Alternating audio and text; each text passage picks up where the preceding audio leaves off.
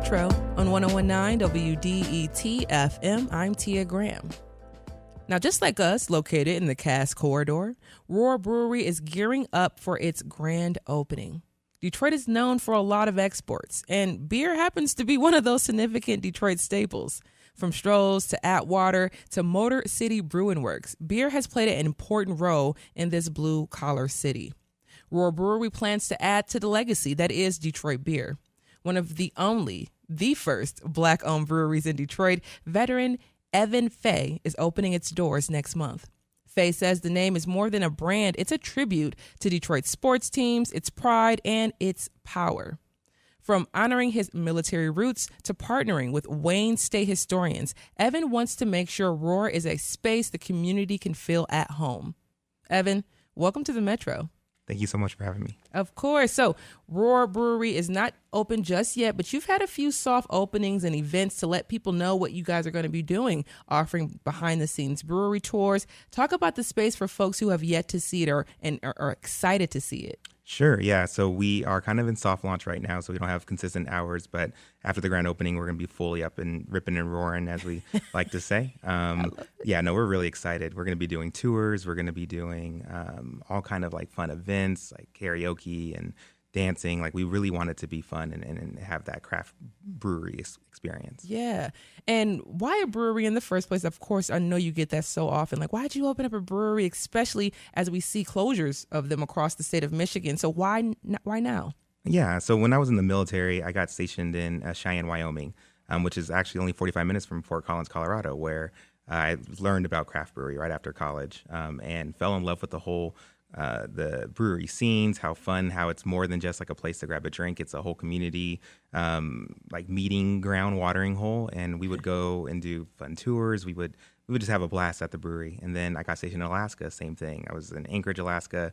It was cold in the wintertime, so we would come and do quiz nights and all kind of fun things at the brewery, and you get to have amazing beer. So I knew it was something that I was really excited about. Like one day in the future, I'd love to open up a brewery and create that same environment that I had while I was in service. And this is the dream come true. Here is it. It's happening, which, you're the second guest we've had on back to back who've had goals and ideas and kind of manifested what they wanted to see with the hard work. I mean, you just did the work and you made it there.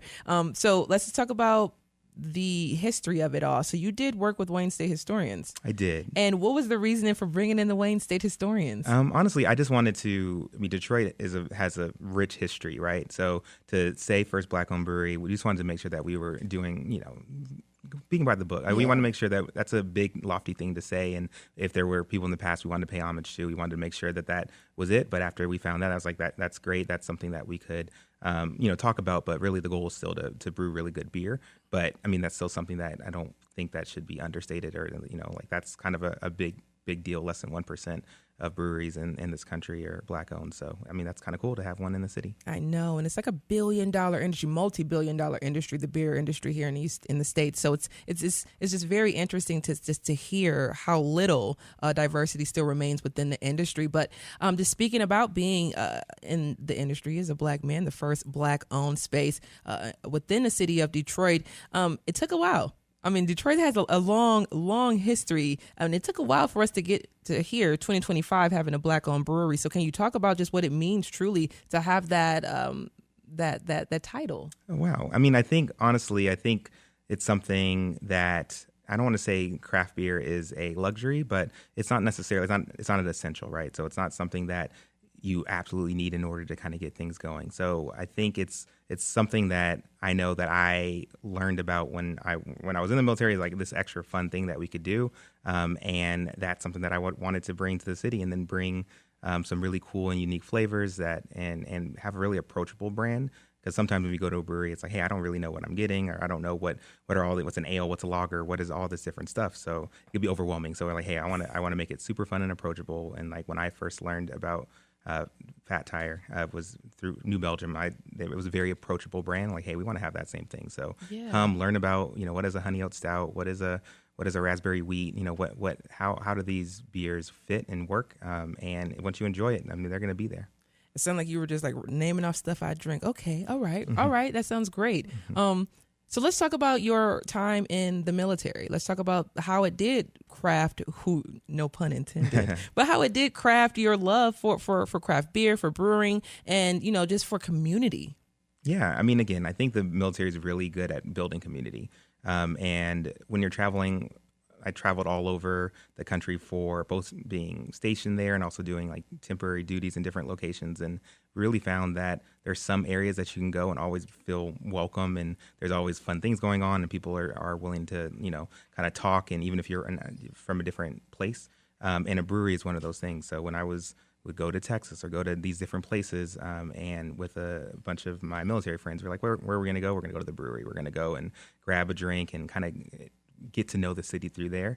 And brewery and cafes are things, and those are two businesses that I've started because those community is just so important, in order to feel at home. So we want people, when they come, they can have that Detroit experience and roar with us and have a really good time and feel at home right away. And the same thing, you also, I just was on your social media page, but you also had shirts that you had made as well that were branded. And they were for the veterans. Talk about the support that you plan to do with veterans through Roar. Sure, yeah. I mean, I think it's the foundation of why I'm actually opening a brewery. So I think I really want to make sure I pay homage to that. But similarly, because of just how amazing the veteran community is, for our soft opening, we had people drive 2+ hours just to come and support, and veterans come 2+ hours to support and just say thank you so much.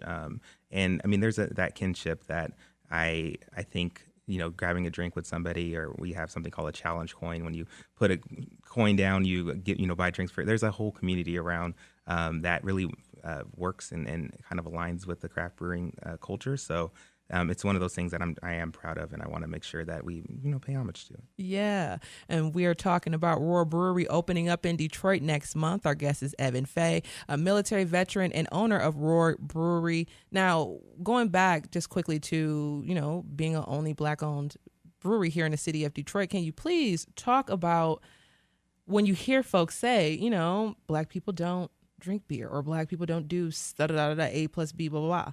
What goes through your mind when you hear that, and how do you combat that? I mean, honestly, when I hear that, I think they don't drink beer yet, right? So that yet is really, because when I was in college, I would drink beer, but I would drink, Natty Lights or PBR just to do beer pong or whatever. It wasn't, I didn't drink a ton of beer prior to going in the service. But once I learned about, wow, like there's so much complexity, right? So like when you might not be a wine drinker until you have really good wine. You might not be a beer drinker until you have some really good beer. So we want to be that really good beer. Like our flavors are going to be very approachable. Explain some of those flavors, please. Sure, yeah. So we're sports centric. So we have our MVP and then our franchise players. So there's like 5 core beers, but our franchise player, or our MVP is our honey oat stout. So it's this very, creamy, smooth stout that is, not super high alcohol content, but like really smooth that you can just drink and enjoy. And then we have like a raspberry wheat beer that's going to be, not super sweet, but it's going to it's going to be light. It's going to be like the perfect summer, a summer drink that you could just have fun and not do too much with it. So, and then we have the, Pilsners and Pilsner and IPA, and our final one is an amber. So just a really, like, we want to have like a kind of it's a progression where you can start here, and then once you understand kind of what you're drinking, you're going to get all the way through and be like, wow, this is really cool. And once you fall in love, we call them our franchise 5 because we're going to keep those 5 always. So you'll be able to, once you fall in love with one, hopefully you're watching the game, making amazing memories, and you're roaring with us. I love this so much. And finally, when is opening day, and when can Detroiters expect when those drinks swing open? Yeah, so opening day, July 10th, is going to be the grand opening, ribbon cutting, traditional grand opening. And then the 11th, we're doing a military appreciation day. And then the 12th is rep your city, all sports themes, bring your best throwback jersey, bring your, the Lions actually just they're giving us a signed football to give away, and they're making us a jersey. Like we're getting some really good support. So very blessed and very excited to to come roar with us. Yes, Evan Fay is the owner and founder of Roar Brewery. Evan, thank you so much for joining us on the Metro. Roar Brewery is set to open up the weekend of July 10th through July 12th. It's in the Cass Corridor on Selden Street. Definitely want to check it out. Thank you so much for joining us on the Metro. Thank you so much.